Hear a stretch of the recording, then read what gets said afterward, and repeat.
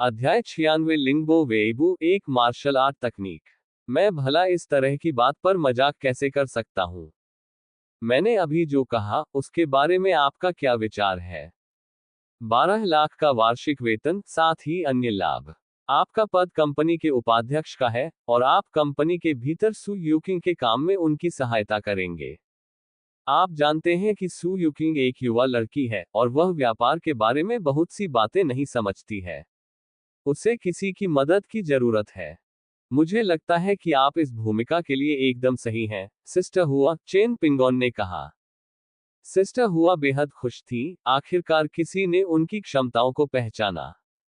लेकिन सिस्टर हुआ भी बहुत चिंतित थी, क्या चेन पिंगोन सच बोल रहा था या झूठ। इसके अलावा, अपनी खुद की कंपनी बंद करने के बाद, वह चेन पिंगोन की कंपनी में काम करने चले गए। फिर उसके पास बचने का कोई रास्ता नहीं बचेगा। अगर बाद में उसे नौकरी से निकाल दिया गया तो क्या होगा? सिस्टर हुआ को अभी भी काफी चिंताएं थी। बहन हुआ, आप मुझे सीधे अपने विचार बता सकती हैं। चेन पिंगोन ने सिस्टर हुआ की चिंताओं को भांप लिया और सीधे ही पूछ लिया। चेन पिंगोन ने हुआ जी की क्षमताओं और चरित्र दोनों को देखा था। सबसे महत्वपूर्ण बात यह है कि सिस्टर हुआ एक महिला है। सु यूकिंग भी एक महिला है, इसलिए बेहतर होगा कि सु यूकिंग के लिए नियुक्त उप प्रतिनिधि भी एक महिला ही हो। अगर यह कोई पुरुष होता तो कई असुविधाएं होती। चेन पिंगोन जल्द ही विश्वविद्यालय में दाखिला लेने वाली है और उनके पास हांगकांग में अक्सर रहने का समय नहीं होगा। इसलिए सु यूकिंग का उप प्रतिनिधि भी बहुत महत्वपूर्ण है।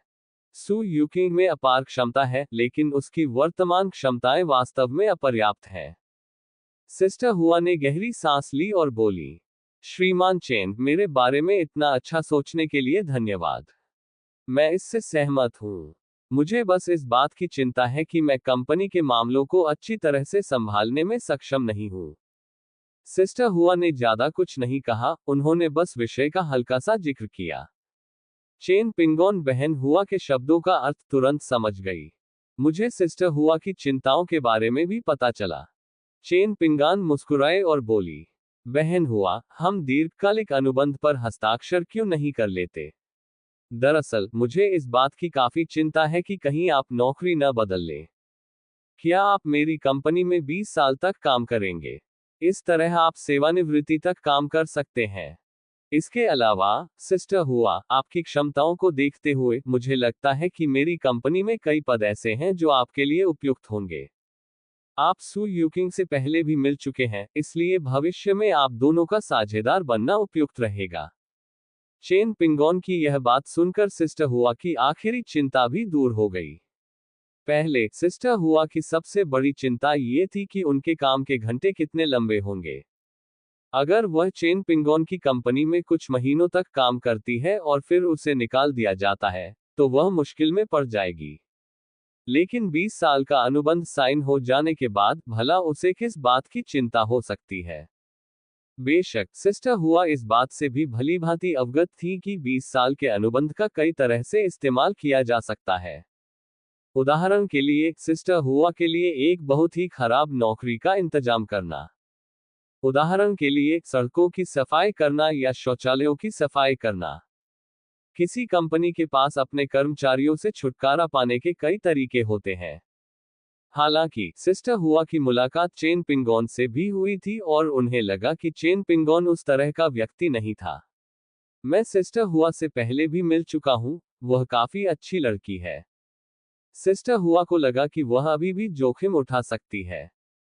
12 लाख प्रति वर्ष की राशि उनकी वर्तमान आय से कहीं अधिक है। सिस्टर हुआ की उम्र लगभग 40 साल है। अगर वह अगले 20 साल तक काम करती हैं, तो वह सेवानिवृत्त हो सकती हैं। दूसरे शब्दों में कहें तो, अगर वह अच्छा प्रदर्शन करती है, तो वह अपनी सेवानिवृत्ति तक इस कंपनी में काम कर सकती है। इन परिस्थितियों के संयोजन ने स्वाभाविक रूप से सिस्टर हुआ की रुचि को बहुत बढ़ा दिया। दोनों के बीच जल्द ही समझौता हो गया। सिस्टर हुआ जल्द से जल्द अपनी कंपनी बंद कर देंगी और फिर चेन पिंगोन के लिए काम करने आ जाएंगी। फोन रखने के बाद चेन पिंगोन का मूड अच्छा था। घर पहुंचते ही सु यूकिंग लाल आंखों से चेन पिंगोन की ओर दौड़ी और खुद को उसकी बाहों में फेंक दिया। धन्यवाद पतिदेव, सू यूकिंग ने शर्माते हुए कहा। वह बहुत भावुक हो गई। सू यूकिंग तब हैरान रह गई जब उसके पिता मुसीबत में पड़ गए और चेन पिंगोन बिना किसी झिझक के उन्हें बचाने के लिए चला गया। ऐसे पति को देखकर सू यूकिंग भला कैसे प्रभावित नहीं होती। सू यूकिंग को ये संदेश मिल गया है, उसकी मां ने फोन किया था। बेशक, मुझे ये भी पता है कि मेरे पिता सुरक्षित घर लौट आए हैं। मेरे पिता चेन पिंगोन की बदौलत ही जीवित वापस आ सके। चेन पिंगान ने अपना सिर झुकाया और उसे चूमा, फिर मुस्कुराते हुए कहा, आप मुझे धन्यवाद कैसे देंगे? बस कह दीजिए, मैं आपको जैसे चाहे धन्यवाद दूंगी, ठीक है? सू यूकिंग ने धीरे से कहा, उसका चेहरा लाल हो गया था। चेन पिंगान मुस्कुराए और धीरे से सू यूकिंग के सिर पर थपथपाया। सू यूकिंग तुरंत समझ गई और धीरे धीरे घुटनों के बल बैठ गई। रात जल्दी बीत गई और चेन पिंगोन ने एक और शानदार रात बिताई। बस बात इतनी सी है कि सू यूकिंग का शरीर थोड़ा कमजोर है। चेन पिंगोन की तुलना में सू यूकिंग बहुत कमजोर है। सू यूकिंग खुद को काफी असहाय महसूस कर रही थी, लेकिन वह वास्तव में इसे सहन नहीं कर सकती थी। उठने के बाद चेन पिंगोन का मूड अच्छा था, क्योंकि आज के सिस्टम इन्वेंटरी में एक और बेहतरीन आइटम सामने आया है। सर्वोत्तम गुणवत्ता वाली ज़ैड पत्ता गोभी, एक सुनहरा रेगिस्तानी चील, एक अधिकतम स्तर की लिंगबो वेइबू कौशल पुस्तक, 10 अवयवों वाली टॉनिक गोली की एक बोतल। आज के लिए ये 4 आइटम हैं। चेन पिंगोन की नज़र तुरंत कौशल की किताब पर पड़ी। ये वास्तव में अधिकतम स्तर की लिंगबो वेइबू कौशल पुस्तिका है। लिंगबो वेबू उपन्यास demi gods and semi devils में शियाओ संप्रदाय का एक शीर्ष स्तरीय प्रकाश शरीर कौशल है। कौशल की किताब देखकर चेन पिंगोन के मुंह में पानी आ गया। बिना किसी झिझक के चेन पिंगोन ने तुरंत 1 युआन खर्च करके अधिकतम स्तर की लिंगबो वेइबू कौशल पुस्तक खरीद ली। कौशल पुस्तकों को वास्तव में कई स्तरों में विभाजित किया गया है, और कुछ कौशल पुस्तकों के लिए आपको उन्हें धीरे धीरे अभ्यास करने की आवश्यकता होती है। कुछ कौशल एक ही बार में सीखे जा सकते हैं, जिससे तुरंत अधिकतम स्तर प्राप्त किया जा सकता है। चेन पिंगोन इतना भाग्यशाली है कि इस बार उसे एक और अधिकतम स्तर की लिंगबो वेइबू कौशल पुस्तक मिल गई। कौशल की पुस्तक प्राप्त करने के बाद चेन पिंगोन ने तुरंत उच्चतम स्तर का कौशल सीख लिया। लिंगबो वेइबू कौशल पुस्तिका का अधिकतम स्तर पूरा हो गया है। चेन पिंगोन के मन में एक छवि उभरी। उसके सामने एक परी के समान सुंदर आकृति प्रकट हुई और उसने मनमोहक नृत्य किया। हालांकि यह आकृति सपने की तरह प्रकट हुई और गायब हो गई, चेन पिंगोन की आंखों के सामने पल भर के लिए चमकती रही। ये लिंगबो वेबू है। यह उपन्यास में वर्णित निंगबो माइक्रोस्टेप से भी अधिक प्रभावशाली है। यह उल्लेखनीय है कि उपन्यास में दुवान यू ने केवल लिंगबो वेइबू, एक मार्शल आर्ट तकनीक सीखी थी। हालांकि उन्होंने लिंगबो वेइबू तकनीक में उच्च स्तर की महारत हासिल नहीं की थी। दुवान यू की लिंगबो वेइबू तकनीक का उपयोग करने की क्षमता पूरी तरह से उनकी अत्यंत गहन आंतरिक शक्ति के कारण थी। हालांकि चेन पिंगोन ने लिंगबो वेइबू, एक मार्शल आर्ट तकनीक का उच्चतम स्तर सीखा। दोनों में जमीन आसमान का अंतर है। कुछ समय बाद चेन पिंगोन ने कौशल पुस्तक का अध्ययन पूरा कर लिया। चेन पिंगोन ने लिंगबो वेइबू तकनीक में महारत हासिल कर ली है। लिंगबो वेइबू उपन्यासों में एक शीर्ष स्तरीय गति तकनीक है। इसमें न केवल बेहद तेज गति और मजबूत चकमा देने की क्षमता है, बल्कि चकमा देते समय यह आंतरिक ऊर्जा को भी पुनः प्राप्त कर सकता है। लिंगबो वेइबू एक गति तकनीक होने के साथ साथ एक उच्च स्तरीय आंतरिक ऊर्जा संवर्धन विधि भी है। अन्य शारीरिक गतिविधियों की तकनीकों का उपयोग करने से आंतरिक ऊर्जा की खपत होगी। हालांकि लिंगबो वेइबू बिल्कुल अलग है। लिंगबो वेइबू का उपयोग करने से न केवल आंतरिक ऊर्जा की खपत नहीं होती, बल्कि यह आंतरिक ऊर्जा को मजबूत और पुनर्स्थापित भी करता है। यह उच्चतम स्तर की गतिविधि तकनीक है। अध्याय 97 श्री हुओ से मुलाकात। चेन पिंगोन बहुत खुश थी और उसने नाश्ते में मांस के बंस की एक अतिरिक्त टोकरी खा ली। शेयर बाजार खुलने के तुरंत बाद चेन पिंगोन का मूड और भी बेहतर हो गया, क्योंकि चेन पिंगोन शेयर बाजार में पैसा कमाना जारी रख सकता है। चेन पिंगॉन का मूड तो बहुत अच्छा था, लेकिन बाकी लोगों का नहीं। चूंकि शेयर बाजार कुछ समय से सुस्त है, इसलिए पूरे हांगकांग शेयर बाजार को व्यापक निराशा के दृश्य के रूप में वर्णित किया जा सकता है। चेन पिंगॉन को बेशक पता था कि यह सब कौन कर रहा है। हालांकि मौजूदा परिस्थितियों में चेन पिंगॉन कुछ भी नहीं कर सकता। चेन पिंगॉन महज एक इंसान था, वह चुपके से कुछ पैसे कमा सकता था, लेकिन वह हालात को बदल नहीं सकता था। इस घटना के समाप्त होने के बाद चेन पिंगॉन के पास एकमात्र विकल्प यही है कि वह हांगकांग में एक कारखाना खोले, जिससे हांगकांग के आम लोगों के लिए और अधिक रोजगार के अवसर उपलब्ध हों। चेन पिंगॉन ने इस बारे में पहले ही सोच लिया था। हांगकांग में फैक्ट्री स्थापित करना बहुत महंगा है। हालांकि इसके कुछ फायदे भी हैं, जैसे कि उच्च तकनीक वाली कंपनियों को यहां कारखाने स्थापित करने की काफी स्वतंत्रता है। मुख्य भूमि चीन के विपरीत, यदि आप मुख्य भूमि पर लौटकर एक उच्च तकनीकी कंपनी शुरू करते हैं, तो आप पश्चिमी तकनीकी दुनिया की बाधाओं के अधीन होंगे। ये हमारे देश की अपर्याप्त मजबूती का परिणाम है, हम इसके बारे में कुछ नहीं कर सकते। दोपहर में चेन पिंगॉन कार से उपनगरों में गए, एक एकांत जगह ढूंढी और लिंगबो वेबू, एक मार्शल आर्ट तकनीक का अभ्यास किया और उसमें महारत हासिल कर ली, क्योंकि वह आज रात लिंगबो वेबू तकनीक का इस्तेमाल करने वाला है। चेन पिंगॉन को इस बात का अंदाजा नहीं था कि नंबर स्क्वाड में कोई पहले से ही उस पर नजर रख रहा था। स्कारफेस नंबर गैंग का एक नेता है। यह जानना महत्वपूर्ण है कि कसिनो वास्तव में केवल स्कारफेस का ही नहीं था। दरअसल ये नंबर गैंग के कारोबार का हिस्सा था, जिसका प्रबंधन स्कारफेस करता था। लेकिन अब स्कारफेस और उसके सभी साथी बिना किसी निशान के गायब हो गए हैं। संदेश प्राप्त होने के बाद नंबर हेल्प ने मामले को संभालने के लिए तुरंत कर्मचारियों को भेजा। इस मामले को संभालने वाला व्यक्ति नंबर गैंग का एक बड़ा सरगना था, जिसका उपनाम बिग गोल्ड टूथ था। बेशक बहुत कम लोग ही उन्हें उस उपनाम से पुकारने की हिम्मत करेंगे। केवल समान दर्जे के लोग ही उसे बिग गोल्ड टूथ कहने का साहस करते थे, बाकी सभी लोग जाहिर है उसे बॉस गोल्ड टूथ कहते थे। बिग गोल्ड टूथ इतना मूर्ख नहीं था कि बड़ा आदमी बन जाए। हालांकि घटनास्थल से कोई सुराग या शव नहीं मिला, लेकिन बिग गोल्ड टूथ के अनुमान के अनुसार नाइफ ब्रदर और उसका गिरोह या तो मर चुका था या पकड़ा जा चुका था। इसके बाद बिग गोल्ड टूथ ने उस दिन की घटनाओं के बारे में पूछताछ की। हालांकि कोई निगरानी फुटेज नहीं थी, फिर भी उस दिन क्या हुआ था, यह पता लगाना मुश्किल नहीं था। हमने अधिकांश जानकारी पहले ही एकत्र कर ली है। घटना वाले दिन कुछ लोग कैसीनो में हंगामा करने आए थे, लेकिन बाद में स्कारफेस ने बाकी सभी जुआरियों को वहां से भगा दिया और यहीं पर बात खत्म हो गई, क्योंकि उनके पीछे आने वाले सभी लोग बिना किसी निशान के गायब हो गए। हालांकि मुख्य भूमि से आए उपद्रवी ने सू दाफू को कैसीनो से सुरक्षित बाहर निकालने में कामयाबी हासिल कर ली। हमने उन्हें कुछ करते हुए नहीं देखा, लेकिन वे मुख्य संदिग्ध हैं। ये लोग पुलिस अधिकारी नहीं हैं, इसलिए जाहिर है कि इन्हें सबूतों की जरूरत नहीं है। उन्हें बस संदेह करने की जरूरत है। इसलिए उन्होंने सू दाफू और चेन पिंगॉन की पहचान पहले ही कर ली है।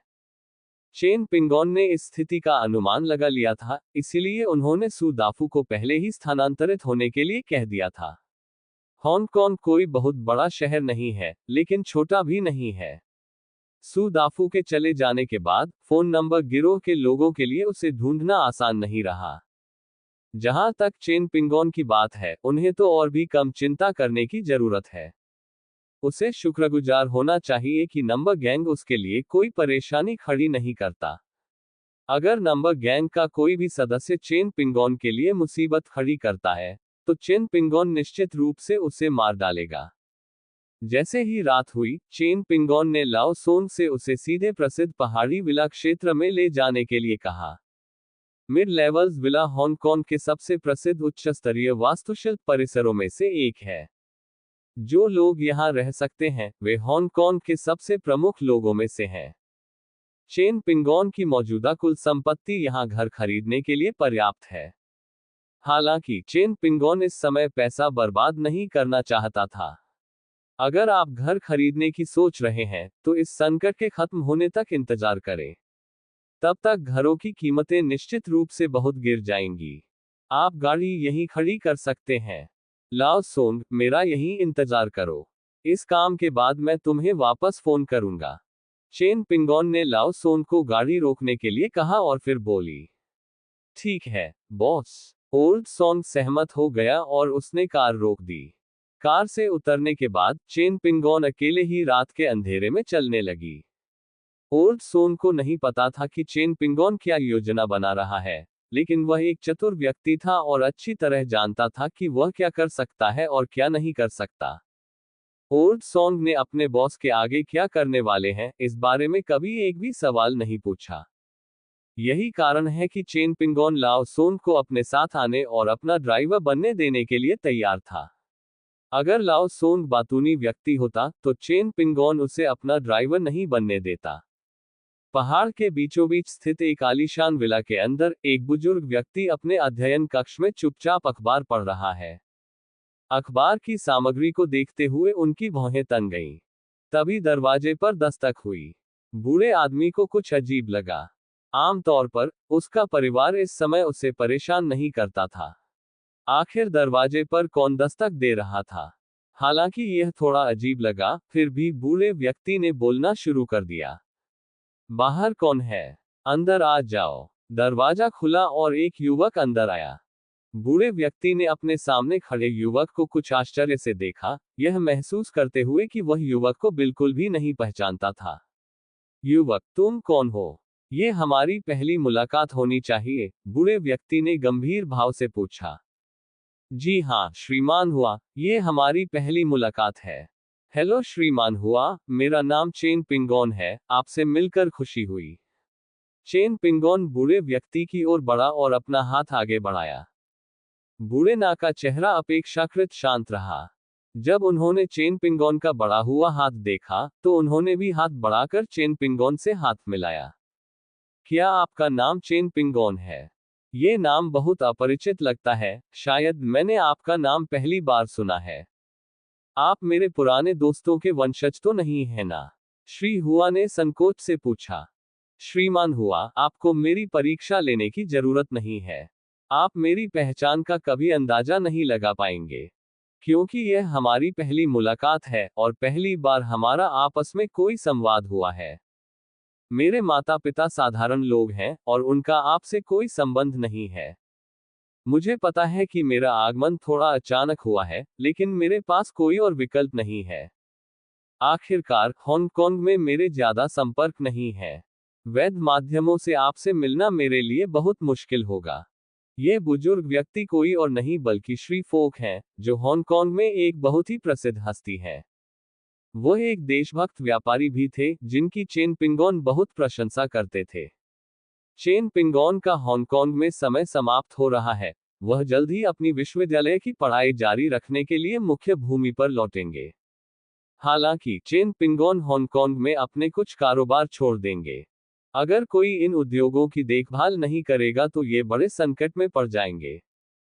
इसके बाद चेन पिंगोन को श्री हुओ की याद आई, इसलिए चेन पिंगोन आज रात श्री हुआ से मिलने आए। अध्याय 98 सहयोग। श्री हुओ से मिलना निश्चित रूप से आसान काम नहीं था।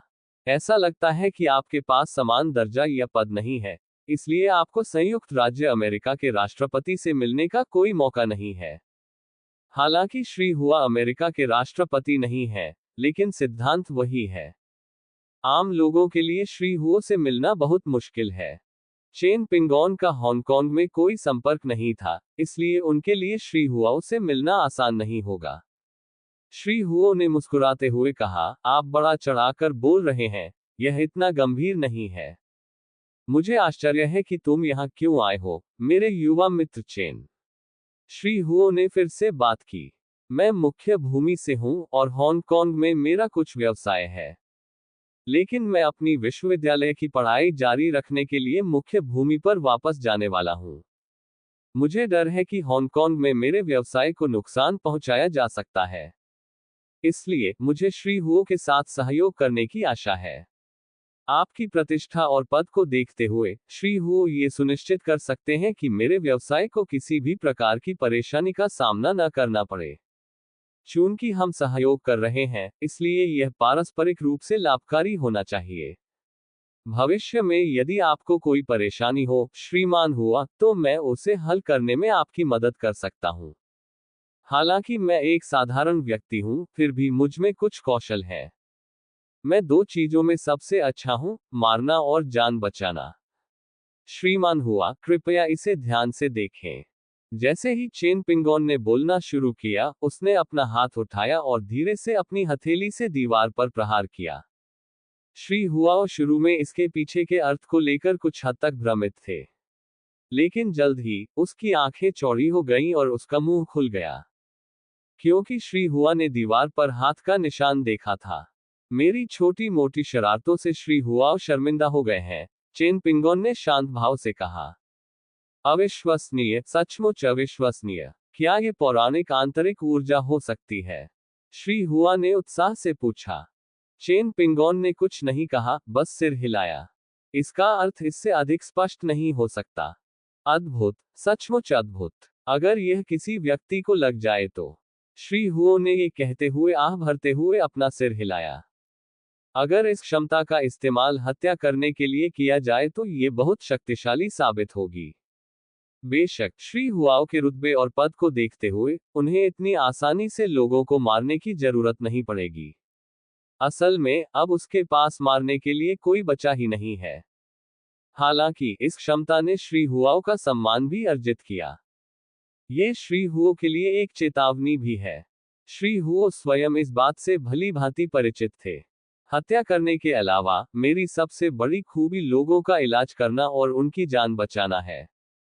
श्रीमान हुआ, हालांकि आप बहुत धनी हैं और आपके पास सर्वोत्तम चिकित्सा संसाधनों तक पहुंच है, लेकिन वास्तव में आपका स्वास्थ्य बहुत अच्छा नहीं है। अगर आप मुझ पर भरोसा करते हैं, श्रीमान हुआओ, तो मैं अभी आपका इलाज कर सकता हूं, चेन पिंगोन ने आगे कहा। श्री हुआ ने कुछ आश्चर्य के साथ कहा, मुझे नहीं लगता कि मुझ में कुछ गलत है ना? श्रीमान हुआ, आपको यह मुझसे बेहतर पता होना चाहिए।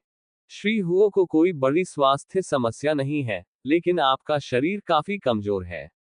आखिरकार, आपकी उम्र बढ़ रही है। आप जवानी के दिनों से तुलना नहीं कर सकते।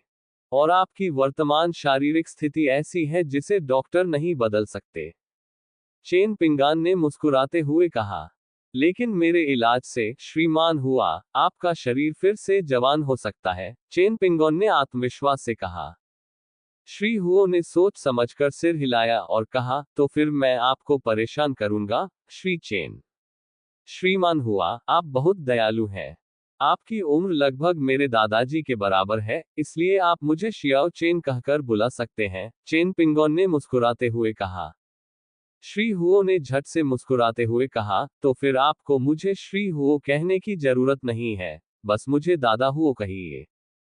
ठीक है, दादाजी हुआ। चेन पिंगोन ने औपचारिकता न बरतते हुए उन्हें सीधे दादाजी हुआ कहकर संबोधित किया। आखिरकार, श्री हुओ की प्रतिष्ठा और पद को देखते हुए, चेन पिंगोन को दादा हुओ कहलाने से कोई आपत्ति नहीं होगी। इससे चेन पिंगोन को वास्तव में बहुत लाभ हुआ। दादाजी हुओ, पहले मुझे आपकी नब्ज देखकर आपकी शारीरिक स्थिति की जांच करने दीजिए, चेन पिंगोन ने कहा। श्री हुओ ने भी तुरंत अपना हाथ आगे बढ़ाया। चेन पिंगोन ने श्री हुओ की नब्ज जांचनी शुरू की। इसी क्षण श्री हुआओ ने चेन पिंगोन की उंगलियों से अपने शरीर में एक गर्म धारा का प्रवाह महसूस किया। यह भावना काफी स्पष्ट थी, इसलिए श्री हुआ ने इसे आसानी से भांप लिया। क्या यह आंतरिक ऊर्जा हो सकती है? मैं इसे महसूस कर सकता हूं। श्री हुआ ने बड़े आश्चर्य से कहा। जी हाँ, दादाजी हुआ, यह आंतरिक शक्ति है। दादाजी का निरीक्षण करने के लिए अपनी आंतरिक ऊर्जा का उपयोग करें, और आप अपने शरीर को अधिक स्पष्ट रूप से और अधिक विस्तार से देख पाएंगे। चेन पिंगोन ने सिर हिलाकर कहा। 2 मिनट बाद, चेन पिंगान ने अपना हाथ पीछे खींच लिया। चेन पिंगान मुस्कुराए और बोली, बिल्कुल वही बात है जो मैंने सोची थी, दादाजी हुआ। आपको कोई बड़ी स्वास्थ्य समस्या नहीं है, लेकिन आप बूढ़े हो रहे हैं, और आपकी शारीरिक स्थिति जवानी के दिनों जैसी नहीं रही।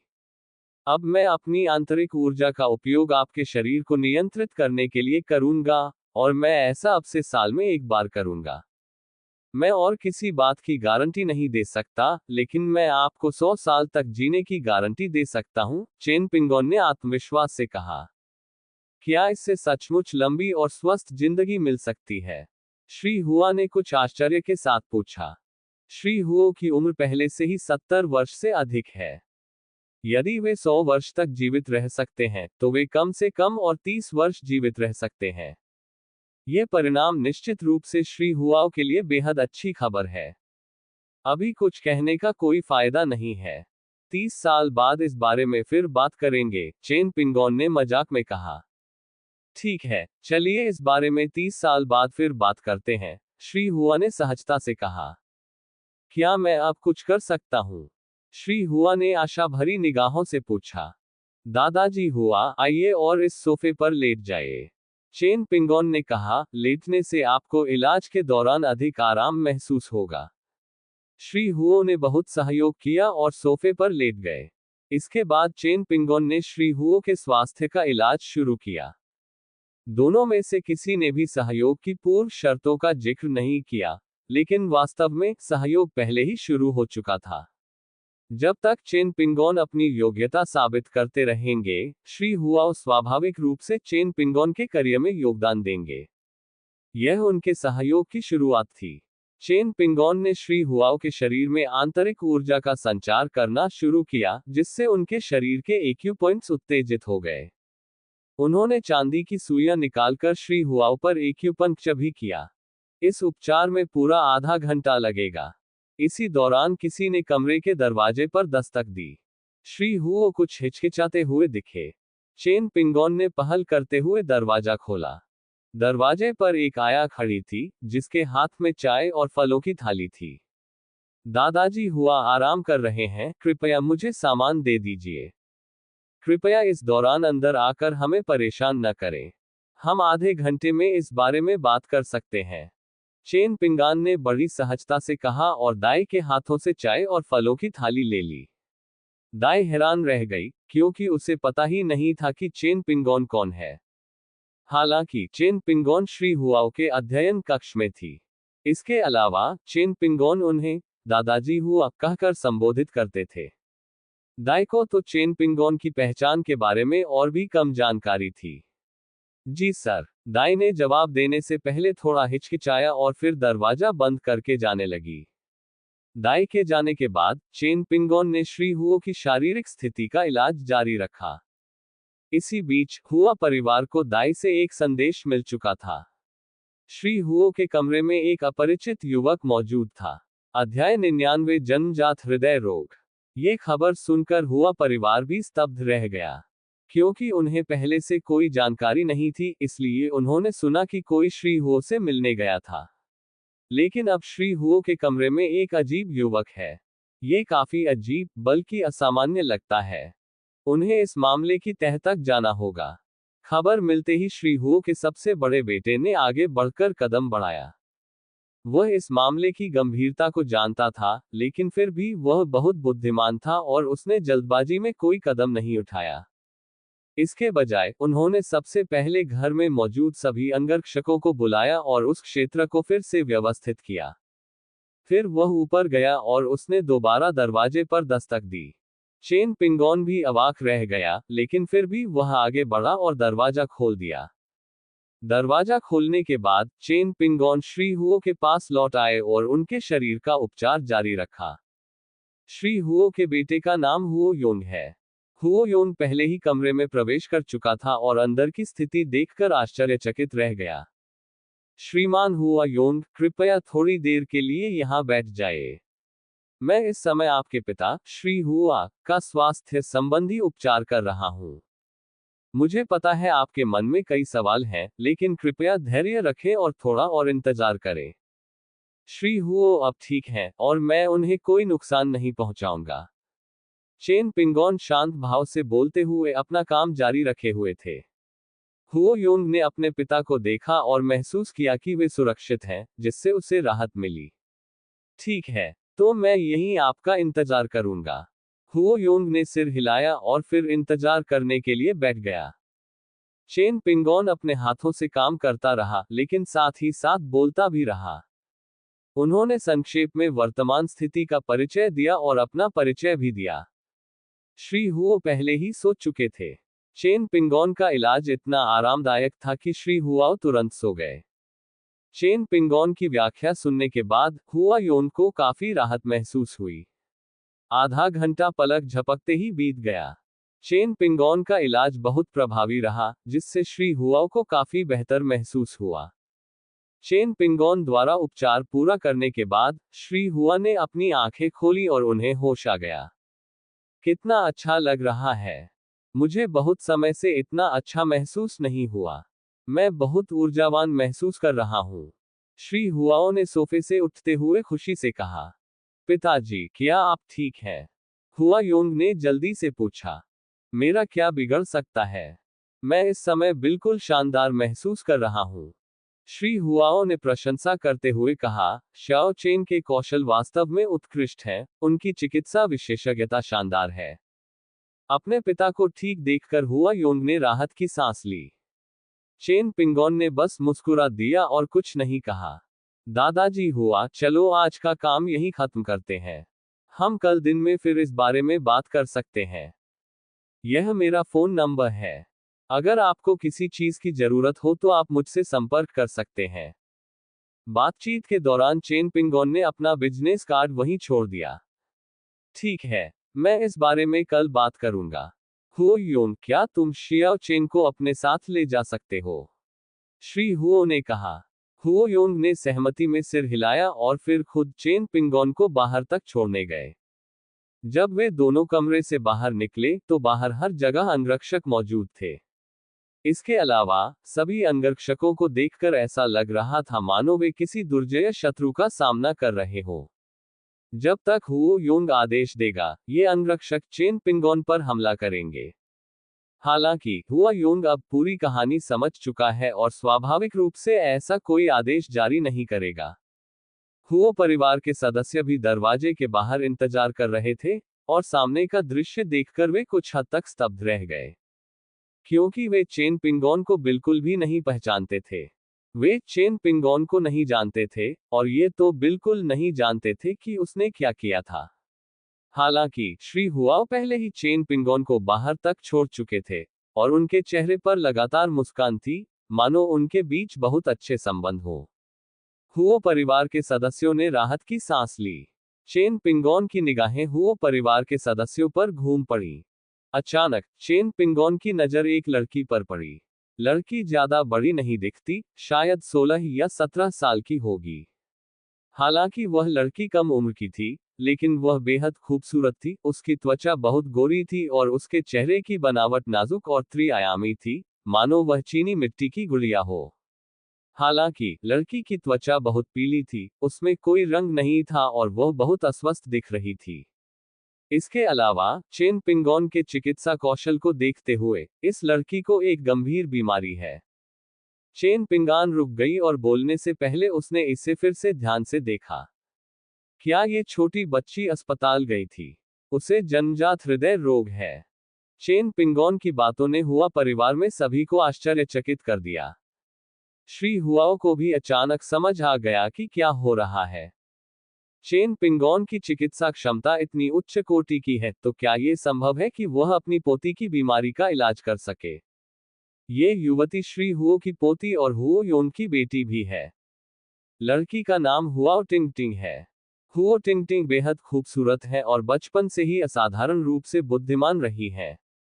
हालांकि उसका स्वास्थ्य अच्छा नहीं था, जन्म के समय ही उसे जन्मजात हृदय रोग का पता चला था। हुओ टिंगटिंग की शारीरिक स्थिति को देखते हुए वह वास्तव में इतने लंबे समय तक जीवित नहीं रह पाएगी। हालांकि हुआ परिवार धनी है और उनके पास बहुत अच्छी चिकित्सा सुविधाएं उपलब्ध हैं। अत्याधुनिक चिकित्सा प्रौद्योगिकी के सहयोग से ही हुओ टिंगटिंग इस आयु तक जीवित रह पाए हैं। डॉक्टर ने एक बार कहा था कि हुआओ टिंगटिंग शायद 20 साल की उम्र से ज्यादा जीवित न रह पाए। हुओ टिंगटिंग भी हुओ परिवार के लिए चिंता का विषय है। हुओ परिवार ने हुओ टिंगटिंग को हृदय प्रत्यारोपण कराने का भी प्रयास किया। हालांकि हृदय प्रत्यारोपण ऐसी चीज नहीं है जिसे आप जब चाहें तब करवा सकते हैं। प्रत्यारोपण के लिए एक मेल खाने वाले हृदय की आवश्यकता होती है। हालांकि हुआ परिवार धनी और शक्तिशाली था, फिर भी उन्हें एक उपयुक्त जीवन साथी नहीं मिल सका। हुओ टिंगटिंग का शरीर भी काफी कमजोर था, इसलिए अन्य चिकित्सा पद्धतियों का उपयोग नहीं किया जा सका।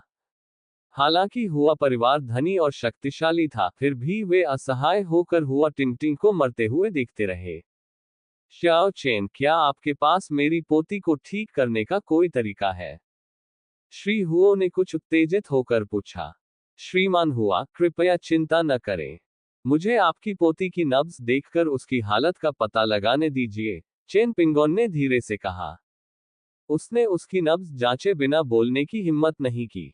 तो चलिए जितनी जल्दी हो सके उसकी नब्ज की जांच कर लेते हैं, श्री हुआ ने कहा। छोटी बहन, कृपया यहाँ बैठो, चेन पिंगान ने सोफे की ओर इशारा करते हुए कहा। तुम मुझसे इतनी बड़ी नहीं हो, क्या तुम मुझे छोटी बहन कहना बंद करोगी? हुआओ टिंगटिंग ने शर्माते हुए कहा। तो मैं आपको क्या कहकर बुलाऊं? चेन पिंगोन ने मुस्कुराते हुए पूछा। मुझे मेरे नाम से ही बुलाओ, हुआओ टिंगटिंग ने कहा। ठीक है, छोटी बहन टिंगटिंग, चेन पिंगान ने पुकारा। टिंगटिंग बहन शब्द सुनकर हुआओ टिंगटिंग अवाक रह गई। हालांकि उनकी अद्भुत सुंदरता के कारण उनके चेहरे पर एक भावहीन छवि भी बेहद खूबसूरत लगती है। हालांकि हुआओ टिंगटिंग ने सहयोग किया और सोफे पर बैठ गई। चेन पिंगोन भी बैठ गई और उसने हुआओ टिंगटिंग से अपना एक हाथ आगे बढ़ाने के लिए कहा। चेन पिंगोन ने सबसे पहले हुआओ टिंगटिंग की नब्ज देखी। अध्याय 100 उपचार योजना। चेन पिंगोन की नाड़ी की जांच के दौरान परिवार में किसी ने भी चेन पिंगोन को परेशान करने के डर से बोलने की हिम्मत नहीं की। चेन पिंगोन के चेहरे के भाव में ज्यादा बदलाव नहीं आया, वह शांत रहा। लेकिन धीरे धीरे चेन पिंगोन ने भी भौहें सिकोड़ ली। टिंगटिंग की स्थिति बहुत जटिल है। टिंगटिंग को जन्मजात हृदय रोग है, जिसके साथ वह पैदा हुई थी। हालांकि मैंने वर्षों से इलाज कराया है, लेकिन इस बीमारी का इलाज करना बहुत मुश्किल है। इसे जड़ से कभी ठीक नहीं किया जा सका है। इसके अलावा टिंगटिंग में 3 यिन मेरिडियन भी हैं। 3 यिन मेरिडियन एक ऐसा शब्द है जिसका प्रयोग पारंपरिक चीनी चिकित्सा में किया जाता है। अब उपकरणों के लिए इन 3 यिन मेरिडियन का पता लगाना बहुत मुश्किल हो गया है। हालांकि 3 यिन मेरिडियन की बाहरी अभिव्यक्ति यह है कि टिंगटिंग का शरीर बहुत कमजोर है। अगर हम टिंगटिंग की सर्जरी करते हैं, तो मुझे डर है कि उसका शरीर इसे सहन नहीं कर पाएगा। क्या इसका कोई इलाज है? श्री हुओ ने जल्दी से पूछा। हाँ, इसका इलाज करने के 2 तरीके हैं। पहला समाधान यह है कि टिंगटिंग को हृदय प्रत्यारोपण दिया जाए। लेकिन टिंगटिंग को हृदय प्रत्यारोपण देने से पहले हमें पहले उसके शरीर में मौजूद 3 यिन मेरिडियन का इलाज करना होगा। इसके अलावा इस हृदय के लिए आवश्यकताएं बहुत अधिक हैं। इसका उपयोग सामान्य हृदय के साथ नहीं किया जा सकता है, और संभवतः ऐसा हृदय ढूंढना बहुत मुश्किल है। चेन पिंगोन की बातें सुनकर हुआ परिवार के सदस्यों ने सहमति में सिर हिलाया। श्री हुआ ने बेबसी से कहा, हमने पहले भी एक हृदय शल्य चिकित्सक से परामर्श लिया था। वो विश्व स्तरीय विशेषज्ञ थे और उन्होंने भी यही बात कही थी। हमें हृदय प्रत्यारोपण की आवश्यकता है, लेकिन हृदय मिलना बहुत मुश्किल है। धनी और शक्तिशाली परिवारों के लिए एक आम व्यक्ति का दिल जीतना वास्तव में बहुत आसान होता है। आप ब्लैक मार्केट से बहुत कम पैसों में जीवित हृदय खरीद सकते हैं। लेकिन अगर इस दिल के लिए कुछ विशेष आवश्यकताएं हों, तो ये बहुत मुश्किल हो जाता है। हुओ टिंगटिंग इसी स्थिति में है, उसे अपने जैसा दिल ढूंढने में बहुत मुश्किल हो रही है। यदि मेल खाने वाला हृदय नहीं मिल पाता है, तो दूसरी उपचार विधि ही एकमात्र विकल्प होगी। दूसरी उपचार विधि अधिक रूढ़िवादी है। ये हृदय प्रत्यारोपण के बिना जन्मजात हृदय रोग को ठीक कर सकती है। तथाकथित जन्मजात हृदय रोग वास्तव में जन्म के समय हृदय का ठीक से विकसित न होना है। यह उस कार की तरह है जिसका इंजन कारखाने से निकलते ही खराब होता है, और वह एक दोषपूर्ण इंजन होता है। इस स्थिति में जब तक आप इंजन को बदल नहीं देते या उसकी पूरी तरह से मरम्मत नहीं कर देते, अंततः कार को कबाड़ में डालना पड़ेगा। पारंपरिक तरीकों से टिंगटिंग की हृदय की बीमारी का इलाज करना मुश्किल होगा। अगर मुझे उसका इलाज करना होता तो मैं कोमल और स्नेहपूर्ण दृष्टिकोण अपनाता ताकि उसका हृदय माँ और बच्चे के हृदय की तरह स्वस्थ हो सके। दूसरे शब्दों में, इस समस्याग्रस्त हृदय को दूसरी बार विकसित होने दिया जाता है, जिससे इसके क्षतिग्रस्त हिस्से खुद को ठीक कर सकें। लेकिन ये प्रक्रिया इतनी जल्दी पूरी नहीं होगी। मेरे अनुमान के अनुसार इसमें कम से कम 3 साल लगेंगे, और सबसे तेज गति से भी कम से कम 1 साल लगेगा। इसीलिए मैंने कहा था कि अनुमानतः ये 3 साल में ठीक हो जाना चाहिए। इलाज के दौरान जोरदार व्यायाम और भावनात्मक उत्तेजना से बचें और अपने शरीर का अच्छे से ख्याल रखें। मैं गारंटी दे सकता हूं कि 3 साल में टिंग टिंग की बहन का शरीर बिल्कुल एक सामान्य व्यक्ति के शरीर जैसा हो जाएगा। चेन पिंगोन के ऐसा कहते ही पूरा माहौल एकदम शांत हो गया। हुओ टिंग टिंग भी हैरान रह गई। उसे विश्वास नहीं हो रहा था कि उसकी बीमारी वास्तव में ठीक हो सकती है। तुम मुझसे झूठ तो नहीं बोल रहे हो? हुआओ टिंग टिंग ने अविश्वास से पूछा। बहन टिंग टिंग, आप हुआ परिवार से हैं। मैं दूसरों से झूठ बोलने की हिम्मत कर सकती हूँ, लेकिन क्या मैं आपसे झूठ बोलने की हिम्मत करूंगी? इसके अलावा, मैं आपसे इलाज के लिए कोई शुल्क नहीं लूंगा, तो मैं आपसे किसी भी बात पर झूठ क्यों बोलूंगा? बेशक मैं इलाज के लिए कोई शुल्क नहीं लूंगा, लेकिन दवाइयों का खर्च आपको खुद उठाना होगा। आप दवाइयां खुद खरीद सकते हैं। चेन पिंगान ने मुस्कुराते हुए कहा। ठीक है, चलो इसे तुम्हारे तरीके से करते हैं, शियाओ चेन। शियाओ चेन, हम हृदय प्रत्यारोपण नहीं करेंगे। हम इसी रूढ़िवादी उपचार पर कायम रहेंगे। ये सिर्फ 3 साल की बात है, हम इतने लंबे समय तक इंतजार कर सकते हैं। श्री हुओ ने उत्साह से कहा। फिर हुआ योंग ने पूछा, क्या इन 3 वर्षों के दौरान हमारी टिंग टिंग खतरे में होगी? मैं ये गारंटी दे सकता हूं कि मेरे इलाज के दौरान मेरे दिल में कोई समस्या नहीं आएगी। हालांकि टिंग टिंग को इलाज में सहयोग करना होगा। इलाज के दौरान उसे अपनी भावनाओं को स्थिर रखना होगा और जोरदार व्यायाम से बचना होगा, चेन पिंगोन ने गंभीरता से कहा। बेशक मुझे पता है। मैं बचपन से ही भावनात्मक रूप से स्थिर रही हूं, हुआओ टिंग टिंग ने थोड़ी खुश होकर मुस्कुराते हुए कहा। तो फिर कोई समस्या नहीं है। मैं गारंटी दे सकता हूं कि टिंग टिंग 3 साल में स्वस्थ हो जाएगी। अगर इलाज सुचारू रूप से चलता है, तो शायद 1 साल में छोटी टिटी फिर से स्वस्थ हो जाएगी, चेन पिंगोन ने फिर कहा। ये खबर सुनकर हुआ परिवार बेहद उत्साहित हो गया। उन्हें सचमुच विश्वास नहीं हो रहा था कि टिंग टिंग के ठीक होने की भी कोई संभावना है। हालांकि उन्हें चेन पिंगोन की बातों पर अभी भी कुछ संदेह था, क्योंकि चेन पिंगोन वास्तव में बहुत छोटी है। क्या वाकई इतनी कम उम्र के चेन पिंगोन के पास इतने अच्छे उपचार के तरीके हैं? और क्या चेन पिंगोन की पहचान वाकई भरोसेमंद है? उन सबके मन में यह सवाल था, लेकिन किसी ने भी इसे खुलकर नहीं पूछा। आज के लिए यहीं रुकते हैं। अगर टिंग टिंग को इलाज की जरूरत पड़ी, तो हमें काफी तैयारियां करनी होंगी। मैं आपको उन औजारों और दवाओं की सूची दूंगा जिनकी मुझे आवश्यकता है। मैं आपसे इलाज के लिए कोई शुल्क नहीं लूंगा, लेकिन इन दवाओं और उपकरणों का भुगतान आपको स्वयं करना होगा, चेन पिंगोन ने शांत भाव से कहा। फिर चेन पिंगान ने कागज और कलम निकाली और सूची लिखना शुरू कर दिया। हुओ योंग भी तुरंत सूची में मौजूद वस्तुओं को देखने के लिए आया, और अगर उसे कुछ समझ में नहीं आता तो वह मौके पर ही सवाल पूछ सकता था। सूची बहुत जल्दी तैयार हो गई। इस सूची से निकलने के बाद चेन पिंगोन सचमुच जल्द ही वहां से चले गए। हुओ योंग ने स्वयं चेन पिंगोन को द्वार तक पहुंचाया। चेन पिंगोन के जाने के बाद श्री हुआओ के घर में सन्नाटा छा गया। पिताजी, आपको क्या लगता है हमें इस बारे में क्या करना चाहिए? हुओ योंग चला गया, फिर लौटा और सावधानी से पूछा। पहले उसकी पहचान की जांच कर लें। और एक बात और, वह अंदर कैसे आया?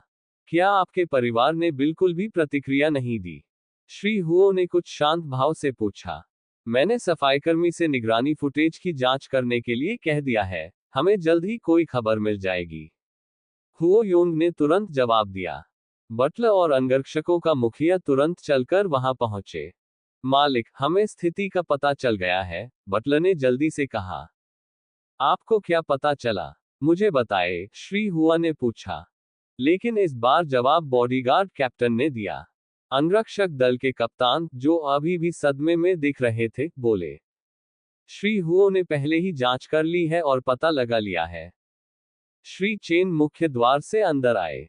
जब श्री चेन द्वार पर पहुंचे तो वे द्वार से अंदर नहीं आए, बल्कि उसके ऊपर से कूदकर अंदर आए। हमारा गेट 3 मीटर ऊंचा है, और श्री चेन ने इसे एक ही बार में कूदकर पार कर लिया। यह अविश्वसनीय है। अगर मैंने निगरानी फुटेज नहीं देखी होती, तो मैं कल्पना भी नहीं कर सकता था कि कोई 3 मीटर ऊंचे गेट के ऊपर से कूद सकता है। श्री चेन अकड़ते हुए प्रांगण में दाखिल हुए। लेकिन वे बहुत तेज थे, उनके अंदर जाने से पहले हमारे अंगरक्षक समय पर प्रतिक्रिया नहीं कर पाए। श्रीमान हुआ, मुझे खेद है, हमने इस मामले को ठीक से नहीं संभाला, लेकिन अंगरक्षक कप्तान आगे नहीं बढ़ सका। मेरे साथ अध्ययन कक्ष में आइए, श्री हुओ ने अचानक कहा।